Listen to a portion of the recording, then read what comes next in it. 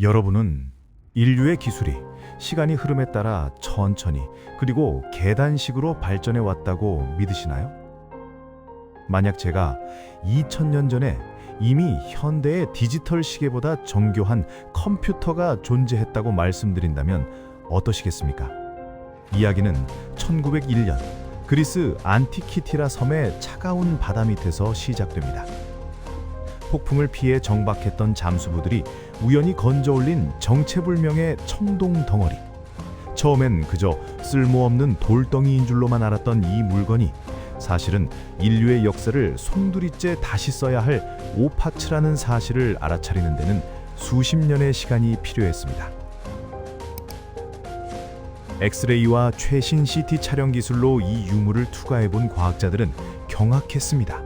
그 안에는 머리카락 굵기의 정교한 톱니바퀴 30여 개가 아주 복잡하게 맞물려 있었기 때문입니다.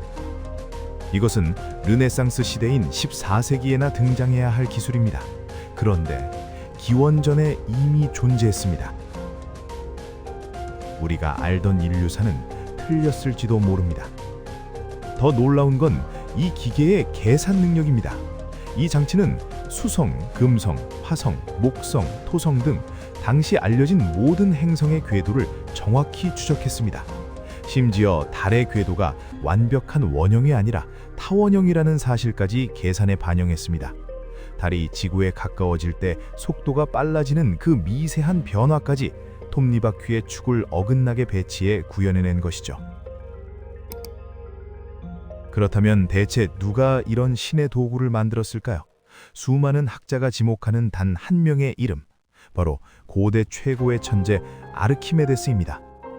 사실 기록에 따르면 아르키메데스는 안티키티라 메커니즘과 매우 흡사한 청동 구체를 만들었다고 전해집니다. 로마의 정치가 키케로는 기록했습니다. 로마 군대가 시라쿠사를 점령했을 때 마르켈루스 장군이 다른 보물은 제쳐두고 오직 아르키메데스의 천문장치 2개만을 챙겼다고 말이죠. 하나는 태양과 달의 움직임을, 다른 하나는 5 행성의 궤도를 보여주었습니다. 비록 안티키티라 유물이 아르키메데스 사후에 제작된 것으로 추정되기도 하지만 그가 정립한 수학적 기여 원리가 이 장치의 뿌리라는 사실에는 의심이 여지가 없습니다. 하지만 여기서 우리는 거대한 의문에 직면합니다. 이 정도의 기술력이라면 인류는 벌써 1000년 전에 산업혁명을 일으켰어야 하는데 왜 이 위대한 지식은 전해지지 못하고 끊겨버린 것일까요? 첫 번째 비극은 전쟁과 약탈입니다. 이 정교한 장치는 금보다 귀한 기술의 결정체였지만 로마의 침공 과정에서 제작자들은 죽임을 당했고 설계도는 불타 사라졌습니다. 기술을 이해하는 소수의 천재들이 사라지자 남겨진 기계들은 신기한 골동품으로 전락했습니다. 두 번째는 지식의 독점입니다. 고대 그리스의 기술은 대중에게 공개되지 않았습니다. 오직 지배층과 소수 학자들 사이에서만 비밀리에 전수됐죠. 기록할 종이가 귀했고 모든 지식을 암기나 극소수의 양피지에 의존했던 시대. 전수자가 갑작스럽게 사망하거나 전염병이 돌면 수백 년의 지혜가 단 며칠 만에 증발해버리는 구조였습니다.